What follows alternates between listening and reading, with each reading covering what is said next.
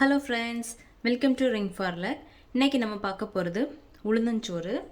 அது செய்ய தேவையான பொருட்கள். ஃபஸ்ட்டு ஒரு பேனில் ஒரு அரை கப் உளுந்து போட்டுக்கலாம். போட்டு அதை லைட்டாக வறுத்து எடுத்துக்கலாம். இப்போ உளுந்து நல்லா வறுப்பட்டு நல்லா வாசனை வருது. இதை வேறொரு பாத்திரத்துக்கு மாற்றிக்கலாம். அடுத்தது ஒரு 1/4 டீஸ்பூன் வெந்தயம் போட்டு அதையும் நல்லா வறுத்து எடுத்துக்கலாம் செவக்க. இப்போ வெந்தயம் வறுத்தாச்சு. நம்ம கேஸ் ஆஃப் பண்ணிவிட்டு இதை உளுந்து கூட போட்டு ரெண்டையும் நல்லா வாஷ் பண்ணி எடுத்துக்கலாம். அந்த உளுந்து கூட ஒரு கப்பு சாப்பாட்டு அரிசி அதுவும் போட்டு நல்லா வாஷ் பண்ணி ஒரு 10 நிமிஷம் ஊற வச்சுக்கலாம். அடுத்தது ஒரு குக்கரில் ஒரு 3 கப் தண்ணி வச்சுக்கலாம். தண்ணி கொதிக்கட்டும். இப்போ தண்ணி நல்லா கொதிக்குது. இப்போ நம்ம அரிசி உளுந்து போட்டுக்கலாம். அது கூட ஒரு 4 பல் பூண்டு, கொஞ்சமாக கறிவேப்பிலை, ஒரு 1/4 டீஸ்பூன் சுக்குத்தூள், தேவையான அளவு உப்பு, ஒரு அரை கப் தேங்காய்.